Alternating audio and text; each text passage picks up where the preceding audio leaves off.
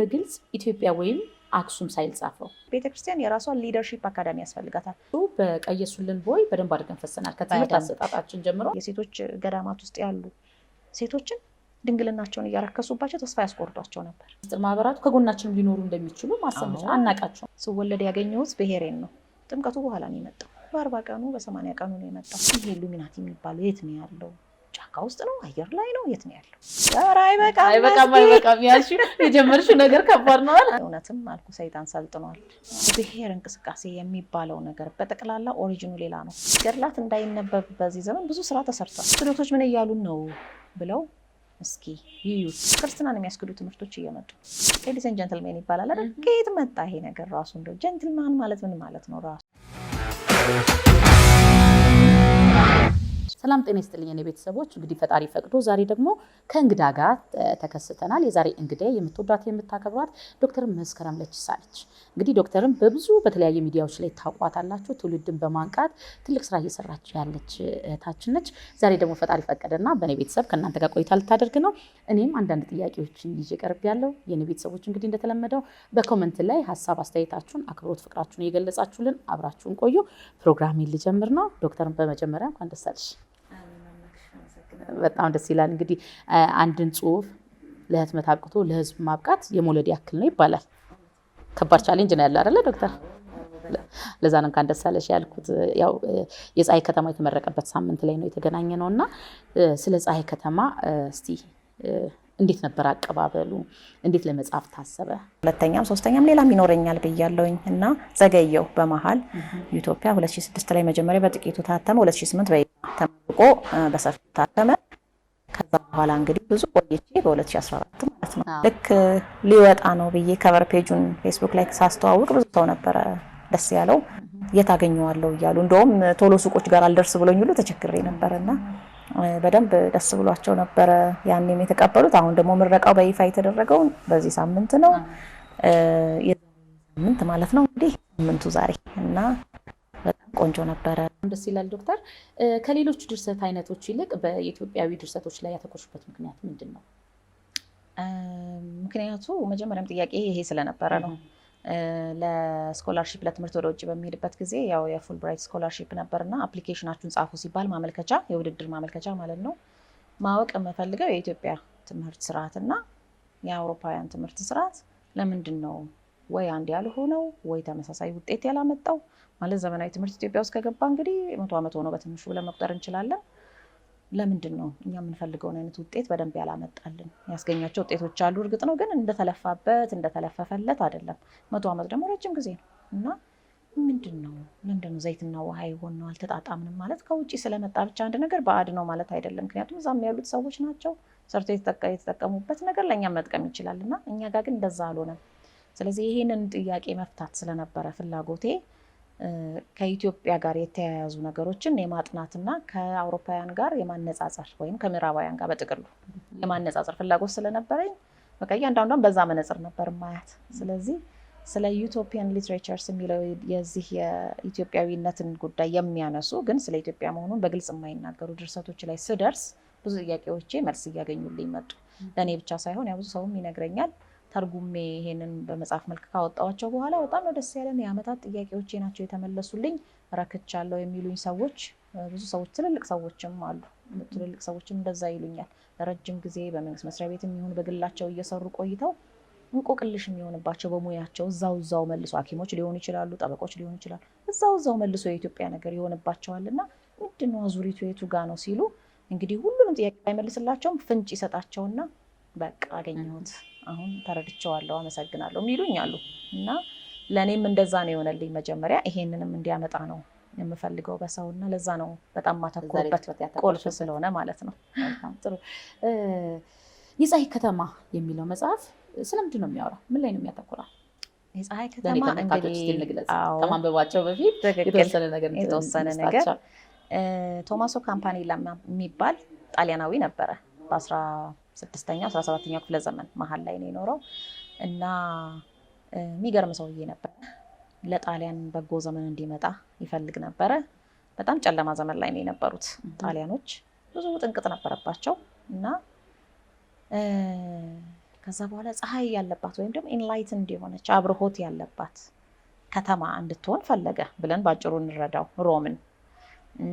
የካቶሊክ ቤተክርስቲያን በደንብ ኃላፊነቷ እንድትወጣ በቃ ህዝቡን ከችግር እንድታወጣ ነገስታቱ ልብ እንዲገዙ የስፔን ነገስታት፣ የፈረንሳይ ነገስታት፣ የጣሊያን ነገስታት ማለት ነው እንግዲህ በቃ የተሻለ ዘመን እንዲመጣ በጣም ምኞት ስለነበረውና ትዕግስት የሌለውም ሰው ኦልሞስት ስለነበረ ሲቲ ኦፍ ዘ ሰን የሚል ጽሁፍ ጻፈ ብለን እንግዲህ ባጭር እንረዳው። ከየት አመጣው ሲባል ነው አሁን ጥያቄው። ከየት አመጣው? አይ በጣም አብዛኛውን ድርሻ የአንበሳውን ድርሻ እዛ ውስጥ የያዘችው ኢትዮጵያ ናት። ስለ አክሱም ከሰማው፣ ስለ ኢትዮጵያውያን ክርስትና በጥቅሉ ከሰማው፣ ስለ ላሊበላ ምክንያቱም እሱ 16ኛ ክፍለ ዘመን የነበረ የዛቤ ነገስታት ደግሞ 11 12 በደንብ ዘገባው ደርሷል የቄሱ ዮሐንስ ሀገር። ስለዚህ ከዛ ከሰማው አውጣቶ የጻፈው እንደሆነ በማስረጃ በማሳየት መጀመሪያ እሱ ትንሽ ጽሁፍ አለች ሲቲ ኦፍ ዘ ሰን፣ እሷ ተተረጎመች ምዕራፍ 1 ላይ። ከዛ ስለ ኢትዮጵያ መሆኑን ማስረጃ ምዕራፍ 2 ላይ፣ ምዕራፍ 3 4 እያለ ምንድነው ከዚህ የምንወስደው ትምህርት፣ እነሱ ምን ተጠቀሙበት፣ እኛስ አሁን ምን ይጠቅመናል እያለ እስከ 7 ምዕራፍ ድረስ የሚሄድ መጽሐፍ ነው። ስለዚህ ነው የሚያወራው። መልካም ጥሩ። ብዙ ጊዜ ኢትዮጵያ አሁን ያለችበትን ሁኔታ ከአውሮፓውያን ከ16ኛ ክፍለ ዘመን በፊት ከነበሩት ሁኔታ ጋር ይመሳሰላል ትይናለሽ። ይሄ ነገር ምንድነው ማስረጃው ያለው ነገር? ማስረጃው ያው ታሪኩን ስታነቢ በጣም የሚያስደነግጥ መመሳሰል ታያለሽ። አሁን እንግዲህ ኢትዮጵያ ላይ የጻፍኩት ስለ እንግሊዝ ነው በብዛት። ይሄ የፀሐይ ከተማ ላይ ደግሞ አሁን የጻፍኩት ስለ ጣሊያን ነው በብዛት። ሁለቱም የጨለማው ዘመን የሚባለው ዳርክ ኤጅ የሚሉት አለ ለአውሮፓ በጥቅሉ ማለት ነው። ከ7-8ኛው መቶ ክፍለ ዘመን ይጀምርና እስከ 13 እስከ 14 ይዘልቃል። ያ የጨለማ ዘመን ላይ የነበረባቸው ችግር እኮ ነው አሁን እኛም ጋር ያለው ትያለሽ ስታነቢው ማለት ነው። ምናልባት እንደውም የእነሱም ይብስ ነበረ እና ለምሳሌ ገበሬዎች በጣም ብዙ ተፈናቅለው ልጆቻቸው ተፈናቅለው ከተማ መግባት ፍልሰት፣ ከዛ የከተማ መጨናነቅ። አሁን እንደዚህ ስለ በቃ በደንብ የአዲስ አበባ ሰው ይረዳል። እየኖርን ያለነው ነገር ከተማ ገብተው አያልፍላቸውም። መተረማመስ ነው።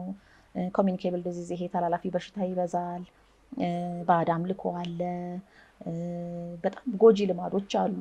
ሴቶቹ የማያምኑት ነገር የለም። የጣሊያን ሴቶች ወይም የእንግሊዝ ሴቶች በያቸው በዛ ጊዜ ለምሳሌ ለአካላዊ ውበታቸው የሚያደርጉት ነገር እነሱን ጤናቸው የሚጎዳ ይሆናል። አጫጭር ነበሩ። መቀንጨር ነበር። ስለ መቀንጨር ሳነሳ አሁን ኢትዮጵያ ውስጥ አሁን ትልቅ ችግር ነው መቀንጨር። የእናቶች የህፃናት ምገባ ሁሉ በትምህርት ቤት እስኪጀመር ድረስ ያለው ችግር ማለት ነው። እነሱ ጋር ነበረ ይሄ ሁሉ ነገር። ግብረ ሰዶም አሁን ችግር እየሆነ የመጣው በጣሊያን ውስጥ አሁን 40 ዓመት ከሞላቸው ወንዶች መሀል አስቢው ከ3ቱ 2ቱ በህይወት ዘመናቸው የሆነ ጊዜ በግብረ ሰዶም ተከሰው ፍርድ ቤት ቀርበው የተቀጡ ናቸው። እኔ 3ኛው አምልጦ ነው ብዬ የማስበው እንጂ ሁሉም ሳይሆኑ አይቀሩም። በጣሊያን ፍሎሬንስ ማለት ነው። ፍሎሬንስ ሬኔሳንስ የተጀመረባት ከተማ ናት። ግብረ ሰዶም ድቅቅ አድርጓት የነበረች ማለት ነው። ሬኔሳንሱም ከግብረ ሰዶም ነፃ አልሆነም። ያው እሱን ይዘው ነው የቀጠሉት። ከዛ ደግሞ ባል ሚስቱን መደብደብ፣ አቤት ጣሊያን በዛ በጣም ኢትዮጵያን ሆነተ የሚመሳሰል ነገር ጨምሪ ሊዶክተራ እኔ ያመንኩት እንደሄደ እውነት ነው። እየባሰ የመምጣት አይነት ነገር ማለት በቃ ግንኙነታቸው ወንድና ሴት በጣም እየተጠላሉ የመምጣት ከዛ በኋላ ውሽማ መያዝ በቃ ሁለታችንም ተስማምተንበት እናድርገው። ኦፕን ሜሬጅ የሚባለው ነገር ማለት ነው። መወሸም፣ ሴቷ ተወሽማለች፣ ወንዱ ይወሽማል።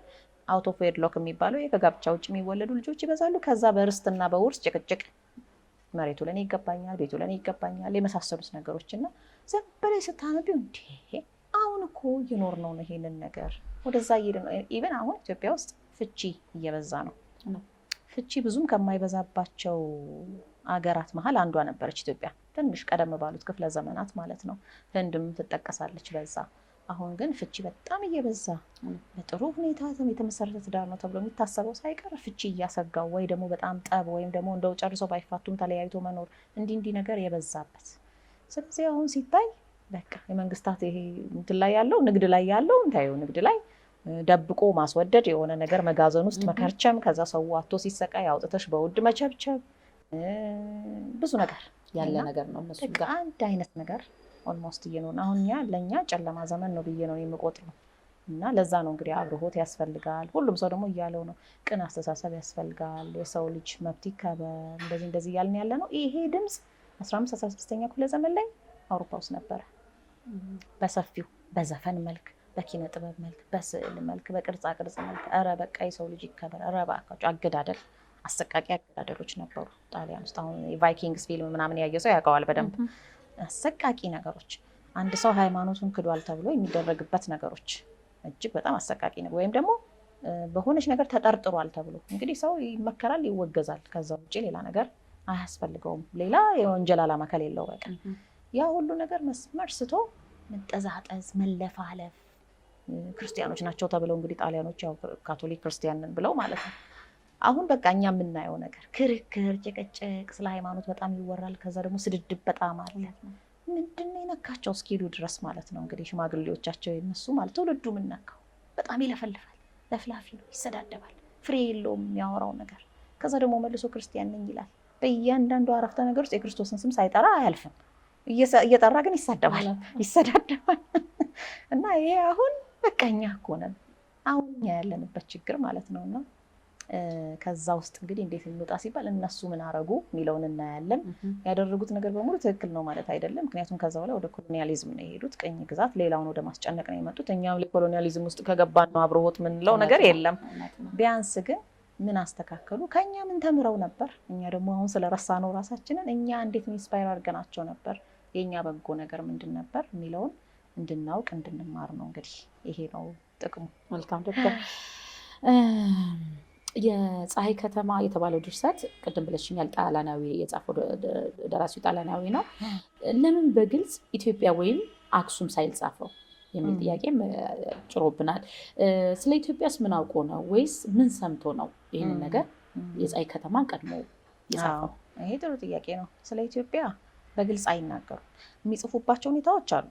በቃ በትክክል አቢሲኒያ ሄደን የቄስ ዮሐንስ ሀገር ሄደን እንዲህ ገጠመን ብለው የሚጽፉት ነገር አለ።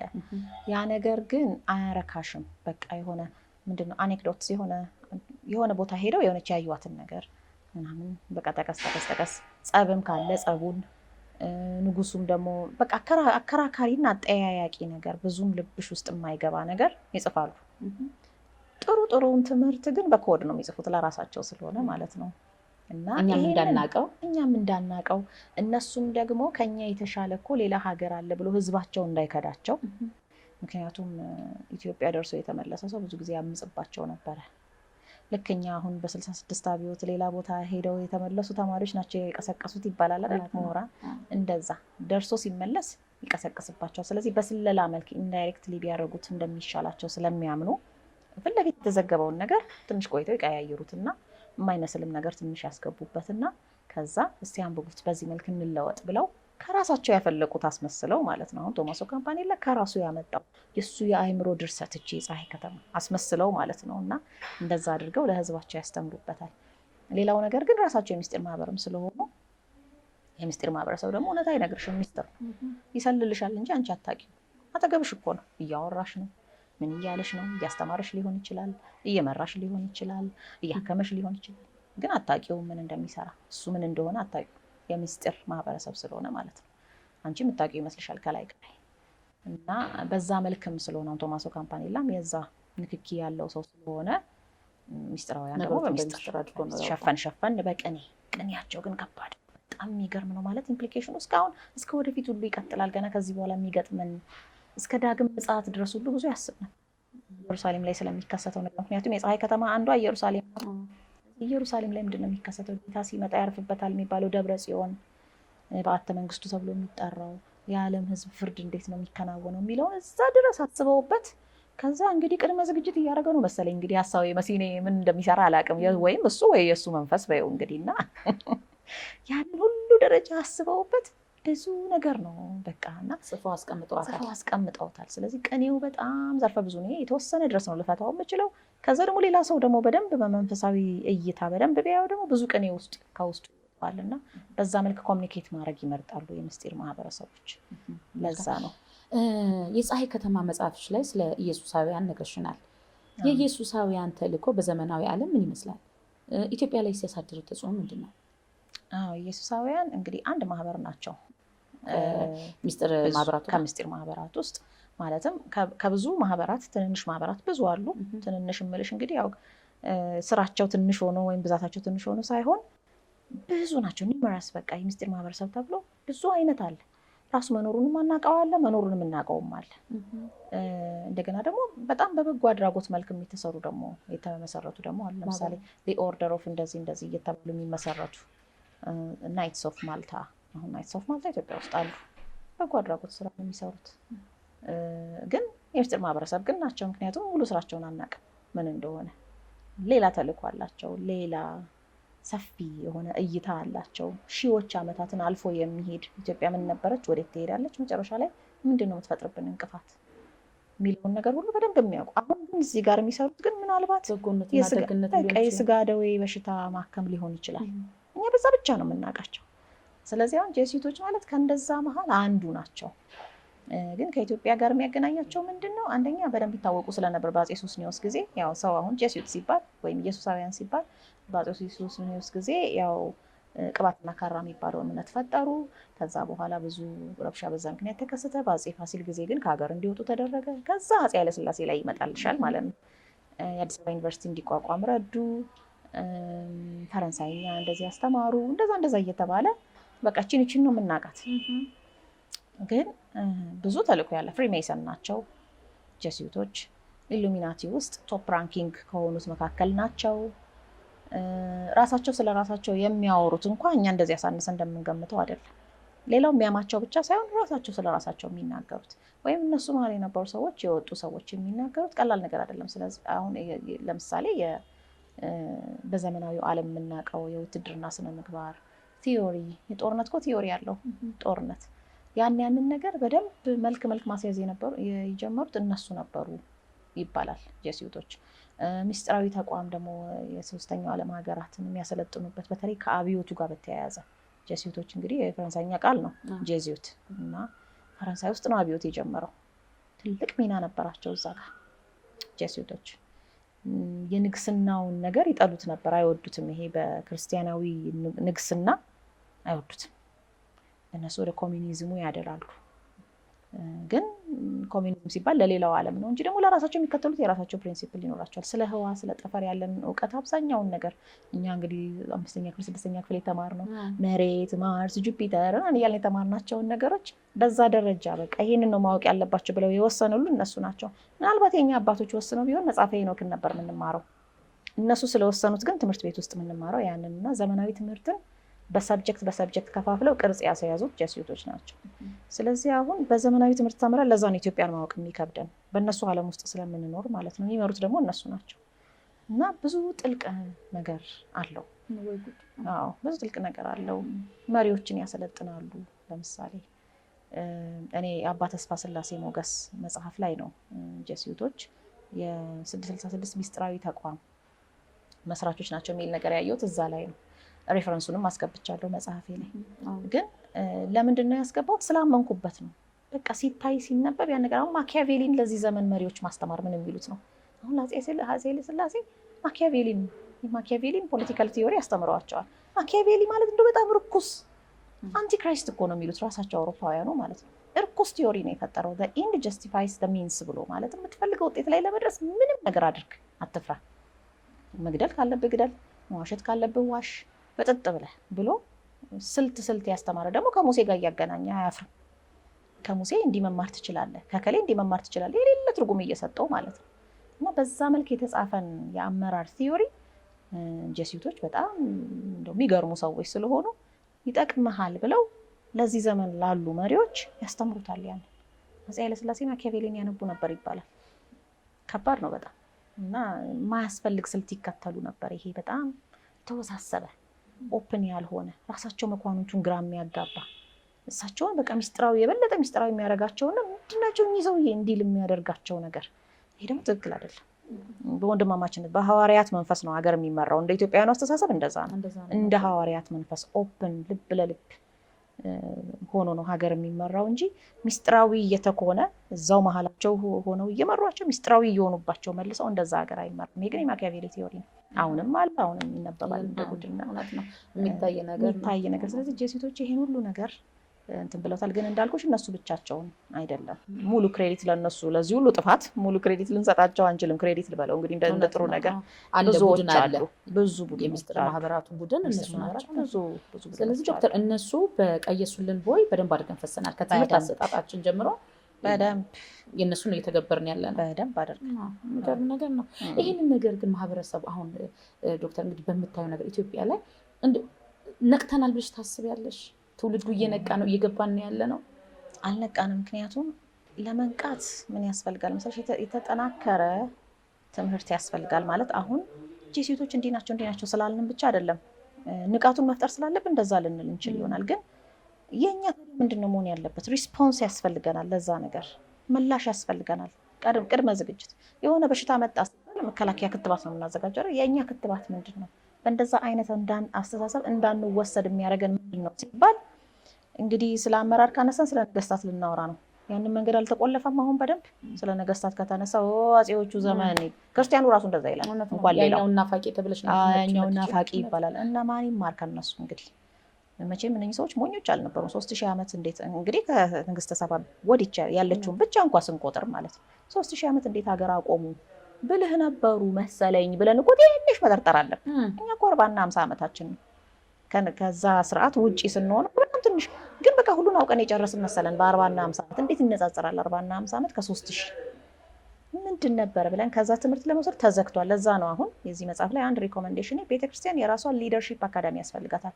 ፖለቲካል ሊደርሺፕ አኮርዲንግ ቱ ኢትዮጵያን ኦርቶዶክስ ተዋህዶ ፌዝ ወይም ደግሞ አገር የመምራት የስነ መንግስት ፈሊጥ ስርዓተ መንግስት የሚባለው ነገር ነበረ እኮ ጠፍቶ ነው እንጂ አሁን ማለት ጠፍቶ ኢን ሴንስ የሚያወራው ጠፍቶ ነው እንጂ እንዳይተገበር ስላደረገው እንዳይተገበር ስትል ያንን እንትን አመራር ዘዴ ስነ መንግስት ፈሊጡ ከኢትዮጵያ ኦርቶዶክስ ተዋህዶ እምነት አንጻር እንዴት ነው ሲባል እኮ አለቀ። እዛ ጋ ነው መልሱ። በቃ አንዱ ያ ነው። ግን መንገድ ተዘጋግቷል ያ ነገር እንዳይነገር እና ያን የተዘጋ መንገድ መስበርና ምክንያቱም አሁን ሌላውም የየራሱ እኮ ፖለቲካል ቲዮሪ አለው። በሌሎች እምነት ስናየው ብዝሃነት ይባላል። ግን ሁሉም የየራሱ ፖለቲካል ቲዮሪ አለው። እኛም አለና ኦርቶዶክስ ተዋህዶ ውስጥም እኮ አለ። ይሄኛው ክልክል ይሄኛው የተፈቀደ የሚሆንበት ምንድን ነው? እንግዲህ አሁን በፕሮቴስታንት ብልጽግና ወንጌል ብንለው ነገር የራሱ የሆነ ፖለቲካል አይዲዮሎጂ የሆነ ነው ወይም ዶሚኒዮኒዝም የምንለው እዛ ጋር ያለው ነገር የሚተገበርበትና ያኛው ደግሞ አይ ክልክል ነው የሚባልበት ምክንያት ምንድን ነው? እኩል ከሆነ እኩል ነን በቃ ይሄኛው ሊደርሺፕ አካዳሚ ያሸነፈ ያሸንፍ በአይዲያ በሰው ዘንድ ተቀባይነት ያለው የቱ ነው የሚለውን እናየው እናውጣውና እንጂ በምን ምክንያት አንዱ ውድቅ አንዱ ያለፈ ሊሆን ይችላል። ትክክል አይሆንም። ሚዛኑ እኩል ይሆን አይደለም ያለው። ስለዚህ በዛ መልክ ነው። እኛስ ምን ያህል መስራት ያለብን ብለሽ ታስቢያለሽ ዶክተር? ቢያንስ እንደው መንግስት ይሄን ስላላደረገልን ብለን እንደ ተዋህዶ ቤተክርስቲያን ዝም ብለን መቀመጥ መቻል አለብን? ልጆቹ ከመንግስት አይደለም የሚጠበቀው ይሄ ከራሳችን ከኛ። አሁን እኮ እኛ ትልቁ ችግራችን መንግስትን እንጠብቃለን። አይ በመንግስት አልተፈቀደም፣ ህገ መንግስቱ አይፈቅድም፣ እንደዚህ አንማርበት እንጂ። ለዛ እኮ ነው ቤተክርስቲያን ሊደርሺፕ አካዳሚ ታቋቁም። እኔ ሀብት ቢኖረኝ አካዳሚውን የራሴ አቋቁምላት ነበር። ጊዜና ሀብት ቢኖረኝ ሪሶርሱ ቢኖረኝ እኔው ራሴ አቋቁሜ እዛው ቦታ ላይ ሪሶርስ ማስቀመጥ መቼም አያቅተኝም። የሆነ መነሻ ከዛ ደግሞ በጣም ብዙ አይምሮ ያላቸው አቅሙ ያላቸው ሰዎች ደግሞ አሉ። ማንን ነው የምንጠብቀው? መብት ነው። ይሄ መብታችን ነው፣ ሙሉ ለሙሉ መብታችን ነው። ስለዚህ ይሄ እንግዲህ አንድ ከዛ መጀመር ይቻላል ማለት ነው። እየጠበቅን ነው የተቸገርነው እኛ። ለዛ ነው የመጽሐፉ መጨረሻ ላይ ይሄ አልጸደቀልኝም፣ ይሄ አልተፈቀደልኝም፣ ይሄን የሚረዳኝ የለም ምናምን ብለን ወደኋላ የምንለው ነገር የለም። ምክንያቱም እምነት ነው እውነትም ነው ደግሞ እና መብትም ነው። መብትም ስለሆነ የራሳችንን መንገድና በዚህ መልክ ያው ሌሎች ሪኮሜንዴሽኖችም አሉ መጽሐፉ ላይ በሰፊው ያገኟቸዋል። እንግዲህ አመሰግናለሁ ዶክተር። የሚገርም ነገር ነው እያስጨበጥሽኝ ያለሽው። የኔ ቤተሰቦች ቀላል ነገር አይደለም ዛሬ እየተማማርን ያለ ነው እና እኛስ ምን እያደረግን ነው የምንል ሰዎች እንግዲህ ሀሳብ አስተያየታችሁን ማስቀመጥ ትችላላችሁ። ስለ ፀሐይ ከተማ ሰዎች ወደ መጽሐፍ ልመልስሽ። ስለ ፀሐይ ከተማ ሰዎች ከተጻፈ ውስጥ የደነቀሽ ወይም የወደድሽው ወይም ያስገረመሽ ነገር የቱ ነው? እያንዳንዱ መስመር በጣም ነበር እየወደድኩኝ የማነበው። ስተረጉመውም ደስ እያለኝ ነው። ግን በቃ ጎልተውም ትዝ የሚሉኝ አሉ። ለምሳሌ አንድ ቦታ ላይ ምን ይሏቸዋል የፀሐይ ከተማ ሰዎች ለአውሮፓውያኑ ጎብኚዎች ማለት ነው፣ እናንተ ለፈረሶቻችሁ እርባታ ትኩረት ትሰጣላችሁ፣ የልጆቻችሁን ነገር ግን ችላ ትላላችሁ ይሏቸዋል። እኛ ግን ቅድሚያ የምንሰጠው ለልጆቻችን ነው፣ ከዛ ፈረሶቻችን ማለት ነው። እንግዲህ ምን ማለት ነው? ለልጆች ትምህርት እንጠነቀቃለን። ህፃናት አስተዳደግ ላይ በጣም አተኩረን እንሰራለን። ለዚህ ለብቻው የተመደበ አንድ ልዑል ሁሉ እንዳለ ልዑል ብሎ እንግዲህ ያው አገላለጽ ደረጃ ፕሪንስ ብሎ ይገልጸዋል። በቃ አንድ ኃላፊ በይው ለዛ የተመደበ ለብቻው እንዳለ ሁሉ ይገልጹላቸዋል። እና ይሄ ለእኔ በጣም ኢንትረስቲንግ ነበረ። ለምን በዛ ሰዓት የፒኤችዲ ተማሪ ነኝ። ስለ ኤሌመንተሪ ስኩል ነው እንትን ምለው የማጠናው እየጻፍኩ ያለሁት እያነበብኩ ያለሁት ስለዛ ነው። ስለ ኢትዮጵያ ሳስብ ይሄ ኬጂ ላይ ያለው ነገር የግል ትምህርት ቤቶች ምናምን ትኩረት ይኖረው ይሆናል፣ ግን ይሄ ነው የሚባል በደንብ የዳበረ ቲዮሪ ወይንም ልማዱ ብዙ የለንም። ዘመናዊ ትምህርት ላይ ሲመጣ ምንድን ነው ማድረግ ያለብን ሲባል በቃ ያው ኢምፖርት የምናደርገውን ብቻ ነው የምናውቀው። በዛ ላይ ደግሞ ብዙ ትኩረት ያለው አልተሰማኝም። አሁን ግን በጣም እየተለወጠ ነው። አሁን ጥሩ ነው፣ ግን ይሄ ከተማ ላይ ስናየው ነው እንጂ ወደ የገጠሩ ወደ ምኑ ገና ነገር ይቀረናል። ብዙ ነገር ልጆቻችንን እኮ ምን አሁን ህፃን ልጄን ምን እያሳየውኝ ራሱ እንደማውለው ግራ ይገባኛል አንዳንድ ጊዜ። ያው የህፃናት ሙዚቃዎች አሉ እነሱን ከፍትለታለሁ። ከዛ ውጭ ግን እኔ እንደምፈልገው አድርጎ ቁም ነገሮች እያስጨበጠ የሚያሳድገው ነገር አገኛለሁ ወይ ሲባል ስታስቢው ኢን ዘ ሎንግ ተርም ገና ብዙ አልተሰራም። የሚሞክሩ የሉም ማለት አይደለም፣ በደንብ አሉ። እና ይሄን ነገር በጣም ያስጨንቀኝ ስለነበረ እቺ እንደዚች ብለው የጠቀሷት ነገር ገረመችኝና በደንብ ኤክስፕሎር ሳደርገው አብነት ትምህርት ቤት ብለን እኛ የምናስበውን ድሮ ነጮቹ ግሪክ ስኩል አድርገውታል። ይሄ ግሪክ ሌተር ኦርጋናይዜሽን፣ ግሪክ ስኩል ማለት ይሄ እዚህ ያለው ኮሚኒቲ ስኩል ማለት አይደለም። አሜሪካ አሁን ግሪክ ሌተር ኦርጋናይዜሽን ተብሎ አለ በየዩኒቨርሲቲው ዙሪያ ተማሪዎች የሚኖሩበት። እኔ 6 ዓመት ሙሉ ስኖር አላቃቸውም ነበር ምን እንደሚሰሩ። አሁን ከቤቴ እወጣለሁ፣ ትምህርት ቤት እደርሳለሁ፣ 15 ደቂቃ ወክ ነው፣ እመለሳለሁ፣ እሄዳለሁ፣ እመለሳለሁ። ክላስ ሲኖረኝ ዩኒቨርሲቲ ማለት ነው። በሙሉ መንገዱ ዳርና ዳር ያሉት ግን ግሪክ ሌተር ኦርጋናይዜሽን የሚባሉት ከዛ ያልፈለቀ መሪ የለም፣ ከዛ ያልፈለቀ አርቲስት የለም፣ ከዛ ያልፈለቀ ሎየር የለም። ትልልቅ ቦታ ላይ የሚደርሱ ተጽዕኖ ፈጣሪ አሜሪካውያን በሙሉ ከዚህ ከግሪክ ሌተር ኦርጋናይዜሽን ሲወጡ ናቸውና የነሱ ቅሪት ራሱ እዚህ ፀሐይ ከተማ ውስጥ አገኘሁት። ድሮ ኢትዮጵያውያን አብነት ትምህርትን ያደራጁ በነበረው መንገድ ነው እነሱ ግሪክ ሌተር ኦርጋናይዜሽኖቻቸውን ያደራጁት። ልዩነቱ አምላኩን ቀይረውታል። የእኛ ስላሴ ነው እንግዲህ አምላካችን፣ በዛ ነው የተደራጀው። እነሱ ደግሞ ዜውስ፣ አርጤምስ ምናምን ዳያና ምናምን የሚባሉ ጣዖቶች አድርገው አደራጅተውታል። ከዛ በኋላ ግን እዛ ውስጥ ምንድነው የሚማሩት? በጣም ከሌላው ዩኒቨርሲቲ ተማሪ በተለየ ሁኔታ ስለ ዓለም ጥልቅ ያለች እውቀት ነው የሚያገኙት። በደንብ አድርገው በጣዖታዊ እይታ ማለት ነው። እንግዲህ በምን መንፈስ እንደሚገዙን እንግዲህ አስቢው። በጣዖታዊ እይታ፣ በሌሎች ባዕድ አማልክት እይታ የዓለም ሀገራትን የእያንዳንዱ ሕዝብ ባህልና ሁኔታውን ሁሉ በዛ መንፈስ በደንብ ነው የሚያጠኑት። ያን ትምህርት ዩኒቨርሲቲ ውስጥ እኛ ሲሄደን አናገኘውም። የተለየ ነው ለራሳቸው ለአሜሪካውያኑ ስፔሻል ለሚሏቸው ዘሮቻቸው ብቻ ሪዘርቭድ የሆነ ነው። ይሄ ግን አሁን በኢትዮጵያ መለሰሽ አስቢ። ኢትዮጵያ እንደዚህ ነበር በቅድስና መንፈስ ሆነው ዓለምን የሚያጠኑት። አሁን ካለው የአብነት ትምህርት ችግር ጋር ደግሞ አነጻጽሪው። በቃች ውዳሴ ማርያምንም ለማስጨረስ እንደረባ እየጠፋ ነው፣ እየፈረሰ ነው፣ መጽሐፍቶቹ ተቃጠሉ እየተባለ እጅን እንኳን ለማድረግ እንኳንስ አልፈን አሜሪካኖች ምንድን ናቸው ብለን ውስጣቸውን ሰርስረን የምናጠናበትን አይነት ነገር እንኳንስ ያን ልናገኝ ራሳችንን እንኳን አውቀን የማንወጣበት እየሆነ እየተዳከመ ሁለቱን ሳነጻጽረው በቃ የሆነ ነገር ትምህርት ላይ ሊኖር የሚገባው ለውጥ። አሁንም ያው የመንግስት ትምህርት ቤት ምናምን ግድ መጠበቅ አይደለም፣ ግን ከሆነ ቦታ መጀመር። ቤተክርስቲያኗ በጣም ብዙ ሪሶርስ አላት፣ መብቱ አላት። አቅጣጫዎቿን ብቻ ማስተካከልና መወሰን ነው እንጂ ብዙ ልትሰራ የምትችለው ነገር አላት።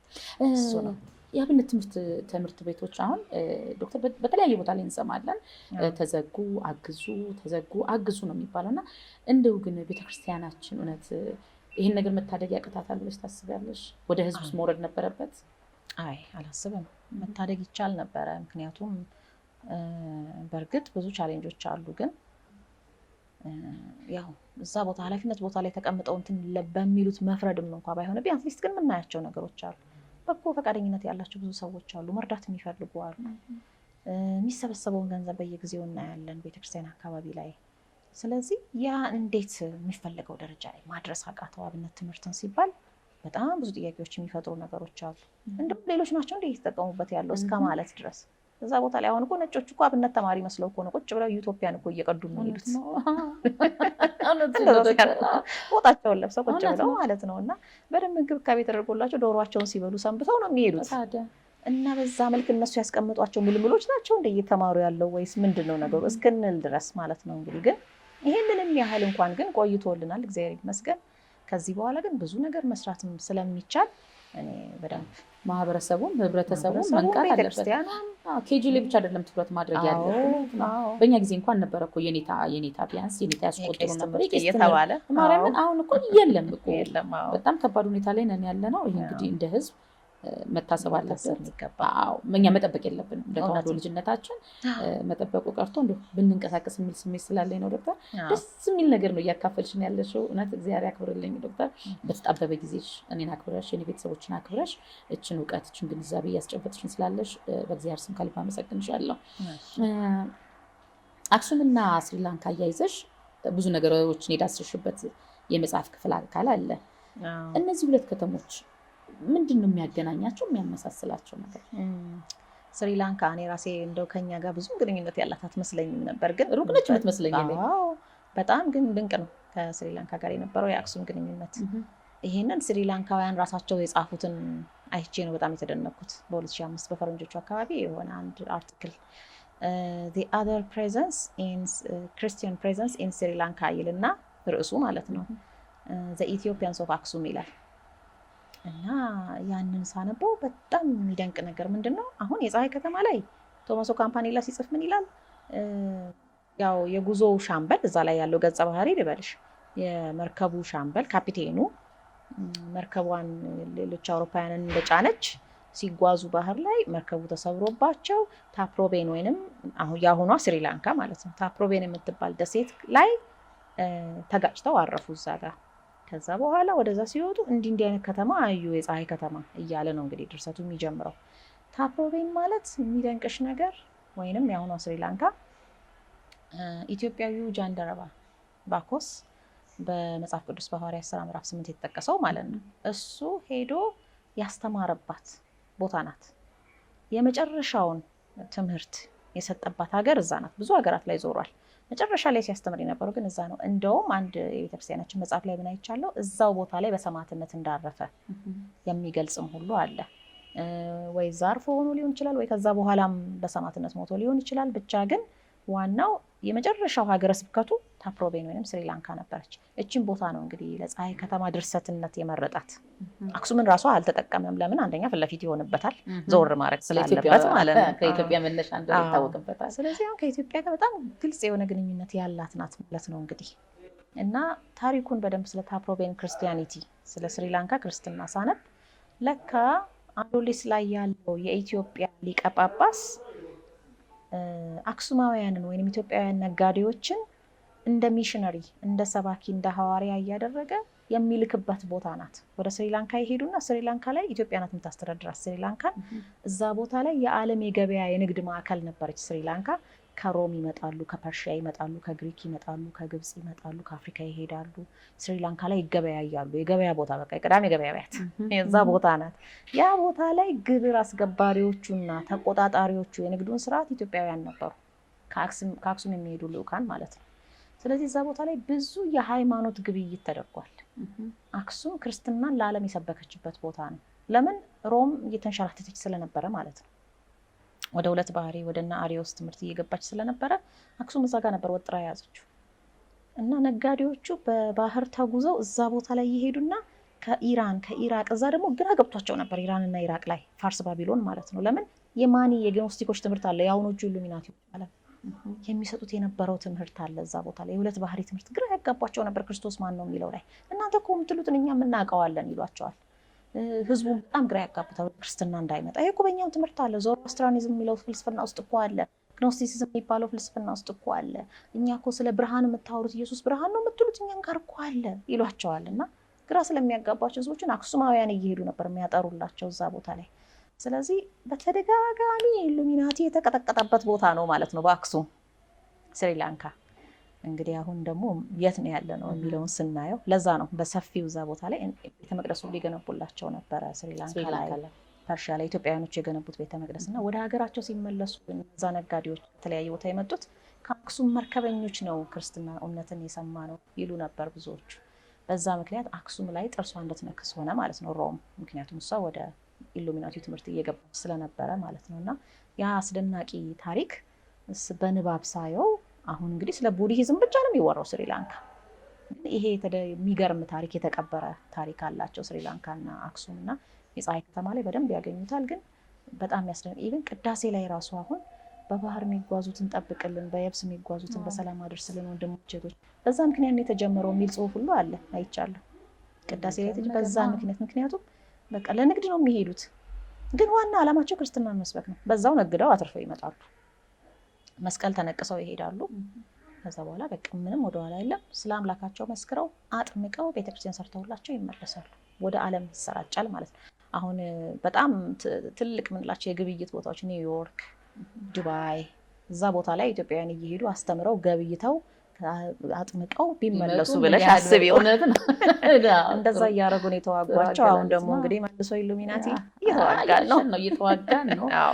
እግዚአብሔር አሸናፊ ነው፣ እንወጣዋለን እንጂ እውነትሽን ነው። ይሄ ቻንስ ቢኖር ምን ያህል መስራት እንደሚቻል አሰብኩት። አሁን ስለ ሚስጥር ማህበራቱ ለመጀመሪያ ጊዜ የተገነዘብሽው አለ እንዴ ብለሽ ስሜትሽን ጫር ያደረገው መቼ ነው? በመስማት ደረጃ ከአባ ተስፋ ስላሴ ሞገስ ነው መጀመሪያ የሰማሁት። ኢሉሚናቲ ሲሉኝ ምንድን ነው ደግሞ ኢሉሚናቲ? እኔ የጠየኳቸውን ትተው ያልጠየኩትን ለምን ያወሩልኛል ሁሉ እያልኩ ማለት ነው። ያኔ ገና ለትምህርት ልሄድ ለማስተርስ ትምህርት ወደ አሜሪካ ለመሄድ ዝግጅት ላይ እያለሁ ስጠይቃቸው መኖሪያ ቤታቸው ሄጄ እንግዲህ ኢሉሚናቲ እያለ እንዴት የኢትዮጵያ ጉዳይ ልታቀኝ ትችያለሽ ብለሽ ታስቢያለሽ ሲሉኝ ምንድን ነው ኢሉሚናቲ ያልኳቸው። ስለ ማይክሮቺፕ አወሩልኝ። በዛ ሰዓት ከአይምሮ የራቀን 15 16 ሩቅ ነው። የሚገርም ጊዜ ነው። እና አይ እሱ እንዳለ ሆኖ እንግዲህ እሄዳለሁ ተምሬ ጨርሼ ይመጣል። ከዛ በኋላ ግን አሜሪካ ሲሄድ ብዙ ልክ አሁን ኢትዮጵያ ላይ የሆነ እንዳለው መረጃዎች እየወጡ ነበረ። አንዳንዱ መረጃ ሆን ብለው ራሳቸው የሚለቁት ይመስለኛል፣ ራሳቸው ኢሉሚናቲዎች ለማደነጋገር። አንዳንዱ ግን የሚያስደነግጡሽን መረጃዎች በቃ ታገኛለሽ። እንደውም አሁን እንደ ድሮ ብዙ ዩቲዩብ ላይ የለም ማለት ይችላል። ምክንያቱም ይሄ ኮሚኒቲ ስታንዳርድን ይጥሳል፣ ግለሰቡን ይሰድባል ምናምን እየተባለ እንዲወርድ የተደረገ ይመስለኛል ብዙ ቪዲዮ። እና ቁጭ ብዬ አየው ነበርና ይገርመኛል። ወይ ጉድ እንደዚህም አይነት ነገር አለ እንዴ እላለሁ። ከዛ በኋላ ግን ታዲያ ይሄ ከኛ ጋር ምን ያገናኘዋል እላለሁ። ምክንያቱም ሰው የፈለገውን ማድረግ ይችላል። ቢፈልግ ለሰይጣን ይስገድ፣ ቢፈልግ ለድንጋይ ይስገድ፣ መብቱ ነው። ከኛ ጋር ምን ያገናኘዋል? ከኔ ጋር ምን ያገናኘዋል? ይሄ ኢሉሚናቲ የሚባለው የት ነው ያለው? ጫካ ውስጥ ነው? አየር ላይ ነው? የት ነው ያለው?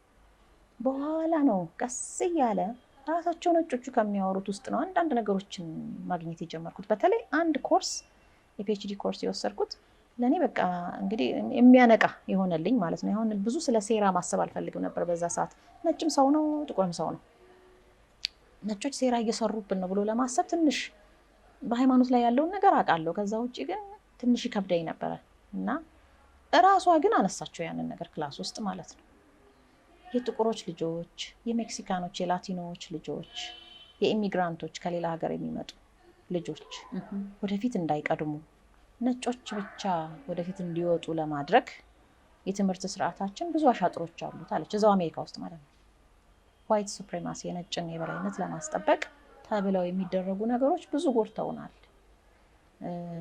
ያ ነው ብዙ ኮንትሮቨርሲ የሚያመጣው፣ ብዙ ጭቅጭቅ የሚያመጣው በትምህርት ስርዓታችን ዙሪያ ብላ እኔ ያው ትምህርት ስርዓት ላይ ስለሆነ እና ያንን ነገር ስትል እሷ ከዛ በኋላ ኦኬ እውነት ነው ማለት ነው። የፒኤችዲ ኮርስ እየወሰድኩ የነበረው ማስተርስ ተማሪ ሆኜ ነው። አንድ ኮርስ መውሰድ ተፈቀደልኝና ያንን ኮርስ ወሰድኩት። ተገረምኩ። በቃ ሴራ አለ ማለት ነው።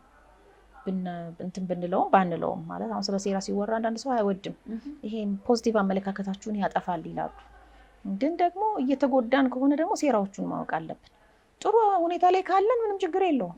ምናልባት ለሱ ስለተሳካለት ሊሆን ይችላል ስለ ሴራ የሚለው። ግን እየሆን ያለውን ነገር ሲታይ እኔ ስለተመቸኝ ብቻ አይደለም። እየሆን ያለነው ነገር ሲታይና ያለ ፍላጎታችን መሆኑ ደግሞ ሲታይ ፈልጎት ነው መቼም ሰው የሚተራረደው ብዬ እኔ አላስብም። ያለ ፍላጎታችን እየሆነብን እንደሆነ እየተቃወመነው ነገር መልሶ እየነገሰብን እንደሆነ ስናይ ከአቅማችን በላይ ብዙ ነገር እንዳለብን ለማሰብ እንገደዳለን። እና ከዛ ማስተባበሌን አቆምኩና በስርዓቱ ማየት መመርመር ጀመርኩ ማለት ነው። ከዛ ዞር ብለሽን በከተማ ውስጥም ስታይ አጠያያቂ ነገሮች ታያለሽ። የፍሪሜሰኖች ቴምፕል አለ ለምሳሌ መቅደስ፣ የፍሪሜሰኖች ከነ ኮምፓሱ ከነ ምናምን ምልክቱ አለ። በቃ ሰው አይገባም እዛ ይኸው ይሉሻል ማለት ነው። ሳይንቲስት ቸርች ምናምን ቸርች የሚሏቸው አሉ። አይከፈቱም ከአመት እስከ አመት። እንደውም ምን ያን በጣም የሚያሳሳኝ ቢልዲንግ ነበር። ምን አለበት ይሄንን ቢለቁልን ለኛ እዚህ ንግሳችንን በደንብ እንድናካሄድ። አይጠቀሙትም ትያለሽ። ለካ እነሱ ለሊት ስለሚገቡ ለሚስጥር ስለሆነ እንቅስቃሴያቸው። እሱ አሁን እኛው ሰፈር እዛው የምማርበት ጋር እዛው ሰፈር ነበር የነበረው።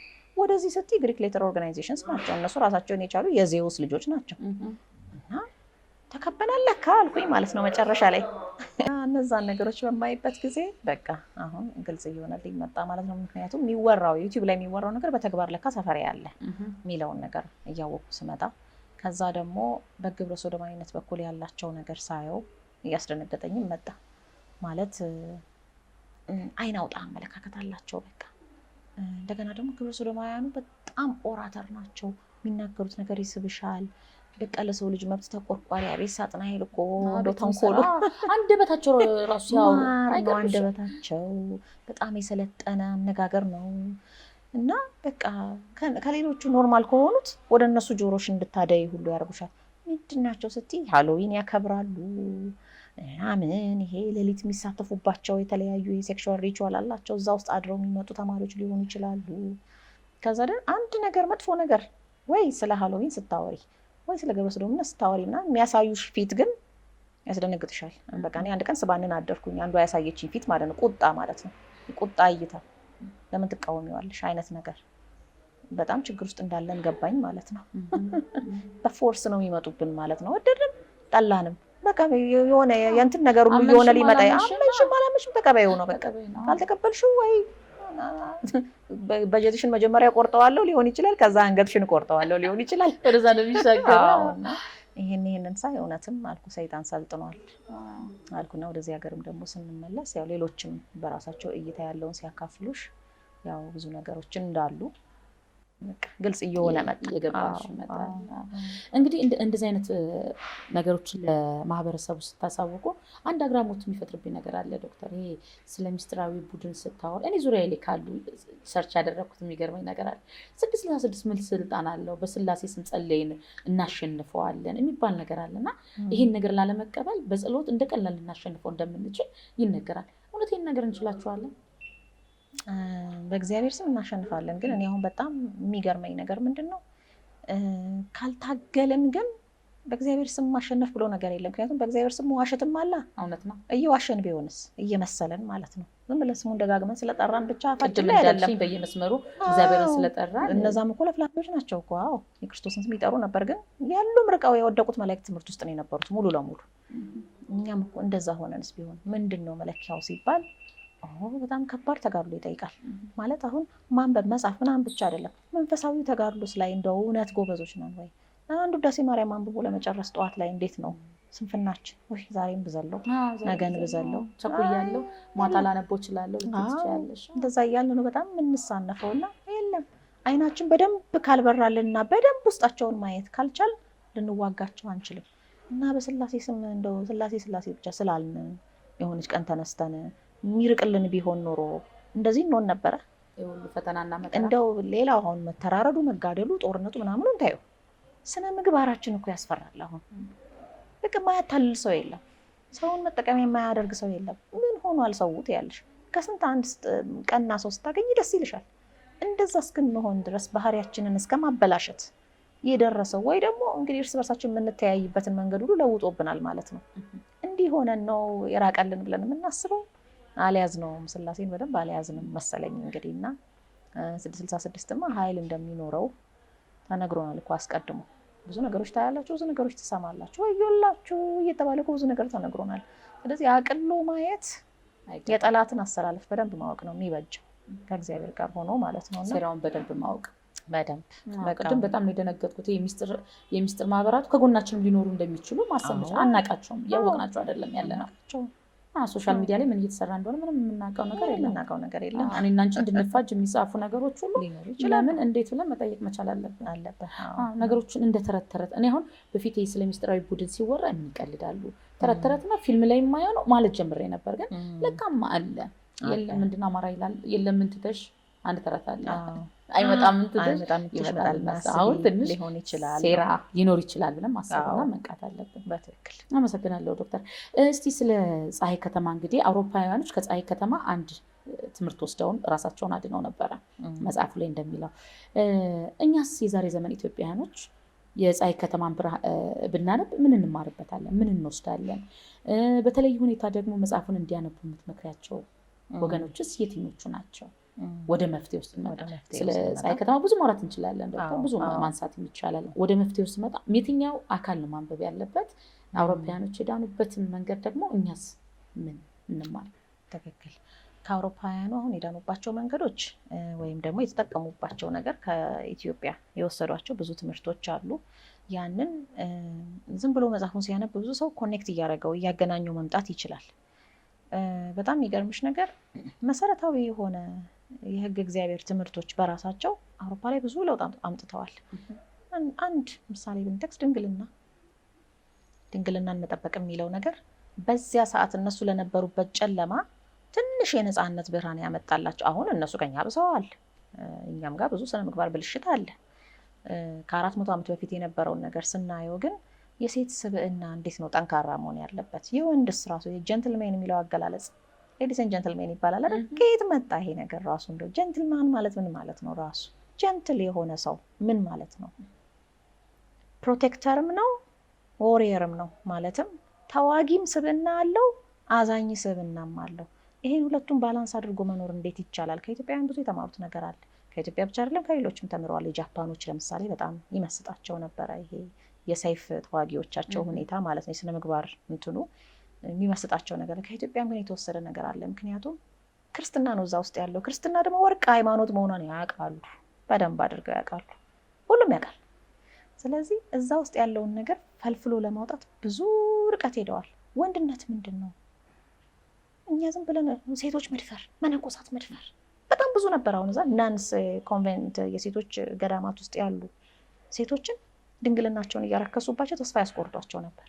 እንደኛ እኮ ይህን ሰምተናል እኮ በደንብ ሰምተናል። እዚህ ኢትዮጵያ ውስጥ እኮ ተከናውኗል እኮ ገዳማት ላይ ሴቶችን ተስፋ ማስቆረጥ እየደፈሩ መነኮሳት ሴቶችን ማለት ነው። እና ያንን ወዴት ወደ በጎ እንደሚያመጡት የተማሩት ነገር አለ ከኢትዮጵያውያን ሴቶች ማለት ነው። እና ይህ እንግዲህ አንዱን ስንጠቅሰው ነው፣ አንዱን ነገር ብቻ ስንወስደው ነው። መጽሐፉን ስናነበው እዛ ውስጥ የሚማሩት ትምህርት በጣም ብዙ ነገር ያገኛሉ አንባቢዎች። እንደገና ሌላም ነገር ደግሞ ለመመርመር መንገድ ይከፍትላቸዋል። ቅርብ ጊዜ እንዲሁም ሪቪወሩ መጽሐፉን የገመገመልኝ ሰው እያለኝ ነበር፣ ዲያቆን ዶክተር ታደለ መጽሐፎች ውስጥ ብዙ መጽሐፍ አለ አለኝ። እና ኖቶች መያዝ ጀመርኩኛል የበለጠ ደግሞ ሌላ ለማጥናት እና እያንዳንዷ ራሷ እየተፍታታች በደንብ ትምህርት ሊሰጥባት የምትገባ ነገር ናት ብሎ ማለት ነው። እና በዛ ደረጃ በደንብ የታጨቀ ስለሆነ ያነቡታል፣ ያገኙታል ብዙ ቁም ነገሮችን። ማን ያንብበው ለሚለው ግን በዋናነት በየትኛውም አይነት የአመራር ሁኔታ ውስጥ ያሉ ሰዎች ከስራቸው ሰዎችን እያስተዳደሩ ያሉ ሰዎችን በመንፈሳዊ ወይም በዓለማዊ ስራ መንግስት፣ የመንግስት ባለስልጣናት፣ ኃላፊዎች በመካከለኛ ደረጃ በዝቅተኛ ደረጃ ያሉ ሁሉንም ሚኒስትሮች ይመለከታል። የሃይማኖት መሪዎች፣ የኦርቶዶክስ ተዋህዶ ሃይማኖት መሪዎች ብቻ አይደለም፣ ፕሮቴስታንቱና ካቶሊኩ። የወደቀው መልአክ ትምህርት ምንድን ነው? እኛ አሁን በፕሮቴስታንት ሃይማኖቶች አገላለጽ ሳየው ከቅርብ ጊዜ ወዲህ ያለውን ሁኔታ ሬኔሳንስ ነው እየተፈለገ ያለው እዛም ጋር አይደል? የኢትዮጵያን ሬኔሳንስ የመፈለግ ነገር አለ። ህዳሴ ምንድነው? ኢትዮጵያ ወደ ጌታ ትመጣለች የሚል እምነት አለ። ብዙ አግሬሲቭሊ እየተሰራ ያለበትም ነገር አለ። ወደ የትኛው ጌታ? የሄርሜቲስቶቹ የግኖስቲኮቹ ጌታ ወይስ የእውነተኛው ከስላሴ ከሶስቱ አካል አንዱ ሰው የሆነው ጌታ? ከባድ ጥያቄ ነው ይሄ። ምክንያቱም ወደዛኛው የመሄድ እድሉ ሰፊ ነው። ለምን? በደንብ በአሜሪካውያን ኤቫንጀሊካል ፕሮቴስታንቶች የተጻፈ አንድ መጽሐፍ አይቻለሁ። ኖስቲሲዝም እና አሁን የምናውቀው ፋንዳሜንታል ፕሮቴስታንት አስተምህሮ ብዙ ግንኙነቶች አሏቸው። አይ አም ሾክድ ብሎ አንድ መጽሐፍ የጻፈ ሰው አለ፣ ሙሉ መጽሐፍ። ከዛ የግኖስቲኮቹን መጽሐፍ ማንበብ ጀመርኩ። ብዙ የተዋሷቸው ነገሮች አሉ። ይህ ኢሉሚናቲ ትምህርት ማለት ነው። እያሳሳቀ ነው የሚወስደው። የመጽሐፍ ቅዱስ ትምህርት ነው የሚመስለው። እና ምንድን ነው የሚለውን ነገር ለመለየት እንደመነጽር፣ ምክንያቱም ኢትዮጵያውያን ናቸው። አሁን ይሄንን እኔ ለአውሮፓ ፕሮቴስታንቶች ልናገረው አልችልም። የኢትዮጵያ ፕሮቴስታንቶች ግን ኢትዮጵያውያን ናቸው አይደል? የቄሱ ዮሐንስ የልጅ ልጆች ናቸው። ወደኋላ ሲሄዱ ከቅዱሳን ዘር የሚመዘዝ አላቸው። ከክርስቶስ ሰምራ የሚመዘዝ ዘር አላቸው። በስጋ በደም ከአቡነ ተክለ ሃይማኖት ዘመዶች ቅርንጫፎች የሚመዘዝ ዘር አላቸው። እኛ ማንን ብለው መጠየቅ አለባቸው። ስለዚህ በነዛ በካቶሊኩም በፕሮቴስታንቱም ያሉ ኢትዮጵያውያን፣ በእስልምናውም ስለ እስልምናም የተወሰነ የተካተተ ነገር በዛ ውስጥ ያሉ አመራሮች ኦርቶዶክሶች ምን እያሉን ነው ብለው እስኪ ይዩት፣ ይመርምሩት። ከዛ በተረፈ ግን የሰንበት ትምህርት ቤት ተማሪዎች፣ የወጣቶች ማህበራት፣ ንባብ አፍቃሪ የሆነ ማንኛውም ሰው ትንሽ ምናልባት ትምህርት በደንብ ገፋ ያላደረገ ሰው ወይንም የንባብ ልማዱ አነስተኛ የሆነ ሰው መጽሐፉን ለመግፋት ሊከብደው ይችላል። ለዛ ደግሞ ያው መፍትሄዎች ይኖራሉ፣ እንደዚህ አይነት የሚደረጉ ገለጻዎች ይኖራሉ። እኔም ለወደፊትም በደንብ አዘጋጃለሁ ብዬ የማስባቸው ገለጻዎች ዩቲዩብ ላይ ይኖሩኛል። በዛ መልክ እነሱ ማግኘት ይችላሉ። ከዛ ውጭ ግን በየትኛው የዩኒቨርሲቲ የገባ ሰው በሙሉ ሊያነበው ይገባል። በቃ ለሁሉም ሰው ሪኮመንድ የማደርገው ነው። እንግዲህ ይህንን ለሁሉም ሰው ሪኮመንድ የሚደረግ መጽሐፍሽን ፍሬ ያለውን መጽሐፍ ለመጽሐፍ እዚህ ለማድረስ በጣም ብዙ ውጣ ውረድ አለና እንደው ይሄን መጽሐፍ ስታዘጋጅ ያገዙሽን አካላት ድርጅቶችም ካሉ ግለሰቦችም ካሉ እናመስግንና በመጨረሻ ዶክተር መስከረም ህዝቡ ምን እንዲያውቅ ትላለች የሚለውን ጥያቄ እናቀርባለን። እሺ፣ መጽሐፉን በማዘጋጀት ረገድ በጣም ያገዙኝ ቤተሰቦቼ ናቸው። በዋናነት ባለቤቴ ዶክተር ተመስገን ወንድሙ ብዙ አግዞኛል። ህፃን ልጅ እሱ ላይ የተወኩ ማታ መጽፍበት ጊዜ አለ። ስራ ውሎ መጥቶ ማታ ደግሞ ህፃኑን ይይዝልኛል እና በዛ ሰዓት ብዙ የጻፍኳቸው ነገሮች አሉ። ሌሊት ላይ ያግዘኝ ነበረ። በምታመምበትም ሰዓት በደንብ በቃ አስታሞ ምን ብሎ ነው እና ረቂቁንም ያነበቡልኝ ደግሞ ወንድሞቼም አሉ። በጠቅላላ ቤተሰቦቼ በአንድም በሌላም መልክ ያልተሳተፈ ያላገዘኝ የለም። በሞራል ምን ደረሰልሽ የሚሉኝ ማለት ነው። ከዛ ውጪ ስማቸውን መጥቀስም እንኳ ባልችል ግን ስልክ እየደወሉ ይጠይቁኝ የነበሩ እጅሽ ከምን ያኛው መጽሐፍሽ አሁንስ አይወጣም እያሉ እየተውቱኝ የነበሩ ሰዎች በደንብ ይረዱኛሉ። በጸሎት ያገዙኛሉ። ምክንያቱም ይሄን መጽሐፍ መንፈሳዊ ውጊያ መሆኑን በኋላ ነው የተረዳሁት። ኢትዮጵያ ላይም እንደዚህ አይነት ነገር ገጥሞኛል፣ ግን አላስተዋልኩትም። የፀሐይ ከተማን ስጽፍ ግን በደንብ እያስተዋልኩት ነበር። ምናልባት በቤተሰብ ተከበቤም ስለነበር ሊሆን ይችላል። መንፈሳዊ ውጊያ ነበረው። በጣም ከባድ ነው የሚሆነው። አዎ ከባድ መንፈሳዊ ውጊያ ነበረው። በህመም መጠቃት። ከዛ አንድ ጥሩ የጸሎት ግንዛቤ ያለው ሰው ምን አለኝ፣ አንቺ ስለ ሮም እየጻፍሽ ትቀልጃለሽ እንዴ? ወጥሪ እንጂ መስኪ ያለኝ። ዛሬ ጠዋት ምን ጸሎት አደረግሽ? ለምሳሌ ውዳሴ ማርያም እና እንደዚህ ኧረ አይበቃም ያልሽው የጀመርሽው ነገር ከባድ ነው። አይበቃም ጸበልሽን ተጠመቂ፣ ብዙ ጸበል ጠጪ፣ አይበቃም እመጣለሁ ቤት አብረን ጸሎት እናደርጋለን እያለ የሚያነቃቃኝ ነበር። እሱ ብቻ አይደለም፣ 1 2 3 ሌሎች ልጆችም አሉ። በዚህ መልኩ በጣም ያገዙኝ ብዙ ሰዎች አሉ። በዋናነት ግን እንደው በጥቅሉ ገድላትን የጻፉ የቤተክርስቲያን መጽሐፍትን የጻፉ ሊቃውንት እኔ አሁን ሳስበው አስቀምጠውልናል። ለካ ቁጭ አድርገውታል። አሁን ገድላት እንዳይነበብ በዚህ ዘመን ብዙ ስራ ተሰርቷል። ግን ለካ እውነተኛው የኢትዮጵያ ታሪክ እዛ ውስጥ ነው ያለው። ገድል አንብቡ ላለውኝ እኔ በቃ ገድላትን አንብቡ። የአቡነ ዜና ማርቆስን ገድል እያነበብኩኝ የሆነች ድንገት ያነበብኳት መስመር ብዙ ነገር ቀየረች። አሁን ለሶስተኛ መጽሐፍ ልትወልድ ነው። አንድ መስመር ነች እኮ ሶስተኛ መጽሐፍ ልትወልድ ነው እንዴ ብዬ ማለት ነው። ይሄ ስንት ሰው ሲያከራክር የነበረ ነገር እዚህ ጋር ፍጥጥ ብሎ ቁጭ ብሎ አናነብም እንዴ ገድላት ነው ያልኩት እኔ። ሚስጥረ ተዋህዶ፣ ሚስጥረ ስላሴ፣ ሚስጥረ ትንሣኤ ሙታን የተብራሩባቸው የሃይማኖት መጽሐፍት በሙሉ በቃ እነሱ ናቸው ጦር ዕቃዎቻችን ዋና። እሱን ይዘን ከዛ ላይ ራሳችንን ትጋት ጨምረንበት ከዛ በኋላ የነጮቹንም ትምህርት መጨመር ያስፈልጋል። ጥሩ ነው፣ ምክንያቱም እነሱ ሲወናበዱ ያወጧቸው ብዙ እውቀቶች ስላሉ እነሱንም ለመርዳትም ራሳችንንም ለመርዳት በቅድሚያ ከዛ እነሱ ለመርዳትም ይጠቅመን ይሆናል እና ያንን ወደ ኋላ አለ ማለት በአሁን ጊዜ ዘመናዊ ትምህርትን እየጠሉ የመምጣት ነገርም እንዳይኖር እፈራለሁ። ጄሱቶች ቢጽፉትም ተማሩ በደንብ። ምናልባት ከጄሱቶችም ጋር የምናወራው ነገር ይኖረን ይሆናል። ምክንያቱም ዞሮ ሰዎች ነን፣ ዞሮ የአንድ እግዚአብሔር ፍጥረት ነን እና እንዲህ በጠላትነት የመመልከት ነገር ምናምን እንዲኖር አይደለም። ግን መሞገት ግን ያስፈልጋል። አንድ ቤት ውስጥ እንዴት ነው ለምሳሌ በጣም ተስፋ የጣልሽበት ሰው ጫት ቃሚ፣ አጫሽ፣ ሱሰኛ ምናምን ቢሆንብሽ ተስፋ ጥዬበት ነበርና ሁሌ ተስፋ ልጣልበት አትይም አይደል? ወይ እሱ እንግዲህ ለቆታል እኔ ለያዘው አጠንክሬ ያለዚያ መፍረሳችን ነው ትያለሽ። ልክ እንደዛ ሌሎች እጅ እየሰጡ ነው ለወደቁት መላእክት ትምህርት በይው በጥቅሉ ይሄ ለምስጢር ማህበራት ትምህርት እኛ እንነሳና እንሞግታቸው ነው እንጂ ያው እነሱ ጠላት ናቸው እንደው አስወግዷቸው፣ ግደሏቸው ወይም ደግሞ ጥሏቸው ምናምን አይደለም። እና በዛ መልኩ በደንብ እንትን ልንል የምንችለውን እንግዲህ አስጨብጠውናል ሊቃውንት፣ የቤተክርስቲያን ሊቃውንት እነዚህን ሁሉ መጽሐፍት የጻፉልን። መግቢያውም ላይ አመስገኛለሁ። በዋናነት እነሱን ነው ላመሰግን የምፈልገው ማለት ነው። እንግዲህ ምናልባት ያላነሳዋቸው ይኖራሉ፣ ግን ያውቁታል በግልም ስላመሰገንኳቸው ስለሚያውቁ እውነት ነው። ዶክተርስ ምንድነው አሁን ወጣቱ ማህበረሰቡ በተለይ ሁኔታ ቢያውቅና እዚህ ነገር ላይ ጠበቅ ማለት አለበት ልሽ የምታስቡ ነገር? ብዙ ናቸው። በተለያየ ጊዜ ልክ ሲመጡልኝ ዝም ብዬ ፌስቡክ ላይ ጽፋቸዋለሁ። ይሄን ነገር አስተውሉ፣ ይሄን ነገር አስቡ። ግን አሁን ቅርብ ጊዜ እንኳን ከጻፍኳት አንዷን ነገር ባነሳ የብሔር እንቅስቃሴ የሚባለው ነገር በጠቅላላ ኦሪጂኑ ሌላ ነው። እዛ ውስጥ ብዙ ይዋሃን አሉ። ግን ሁሌ ጊዜ እንደው ዊዛውት ኤኒ ኤክሰፕሽን ነው የሚባለው ያለምንም ከከሌ በቀር የምትዩ ነገር ራሱ የለም። ብሔር ተኮር የሆነ እንቅስቃሴ በሙሉ መሰረቱ ይሄ የወደቁት መላእክት ትምህርት ነው። በቃ ጸረ ስላሴ ትምህርት ነው። እና ለምሳሌ አሁን የአማራ ብሔር ተወላጅ በሆነ እኔ በአሁኑ ሰዓት እየተደረገ ያለው ነገር የአማራ ብሔር እንቅስቃሴ ውስጥ እንድገባ ወይም ደግሞ ያንን ነገር ተከትዬ እንዲሄድ ሊያደርገኝ ይችላል። ግን ብሔሬን መመከትና በዛ መነሻ የኢትዮጵያን ታሪክ እንደገና አጣምሜ እንድመለከት የሚገፋፉኝን መቀበል ይለያያል። ከኢትዮጵያዊነት ጋር መጣላት፣ ከታሪክ ጋር መጣላት አሁን እዛ ውስጥ እየተገባ ስለሆነ ማለት ነው። የትግራዩም እንደዛ ነው የሆነው፣ ኦሮሚያውም እንደዛ ነው የሆነው፣ ሌላውም እንደዛ ነው እየሆነ ያለው፣ ሁሉም እንደዛ ነው እየሆነ ያለው። እና ጥንቃቄ ያስፈልጋል። ሁል ጊዜ መታደግ የምንችልበት መንገድ አለ። ሁል ጊዜ ከእግዚአብሔር ጋር ሆነን ማለት ነው። ማንክደውን አለመካድ፣ ማያስፈልገን አለመቀበል። አሁን እንግዲህ ራስህን አድን በሚል ሰበብ እየመጡ ያሉ ትምህርቶችን ሳያቸው ያስደነግጡኛል። ክርስትናን የሚያስክዱ ትምህርቶች እየመጡ ምንድነው ከጥምቀቴ በፊት ብሔሬ እስከ መባል ደረጃ ማለት ነው። ስወለድ ያገኘሁት ብሔሬን ነው። ጥምቀቱ በኋላ ነው የመጣው። በ40 ቀኑ በ80 ቀኑ ነው የመጣው። ስለዚህ እሱ አይመለከተኝም እስከ መባል ደረጃ ደርሷል። እሱን ከጣልከው በምን ልታሸንፍ ነው?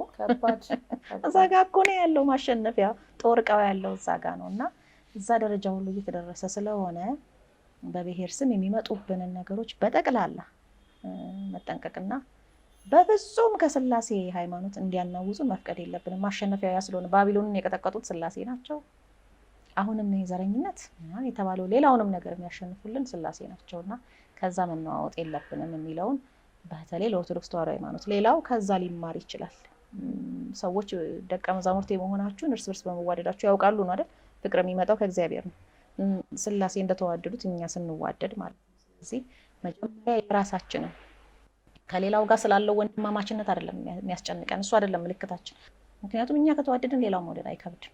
በዛ በራስሽ አይን ስለምታዩ ማለት ነውና እዛ ቦታ ላይ ያለውን ነገር ጥንቃቄ፣ ለሃይማኖታችን ትልቅ ክብር፣ ቅድሚያ ቦታ፣ የሁሉ ነገር መለኪያ አድርጎ ያንን ማየት። ዓለማዊው ስርዓት የፈለገውን ሊል ይችላል። ለእኛ ግን ያ ነው በቃ። ሌላ መዳኛ የለንም፣ መርከባችን እሷ ናት። ስለዚህ ይህን ቅድሚያ መስጠት፣ ሌላውን እንደ ሁኔታው አስቀድማችሁ ጽድቁና መንግስቱን ሹ ነው። አስቀድማችሁ ሃይማኖታችሁን ወቁ።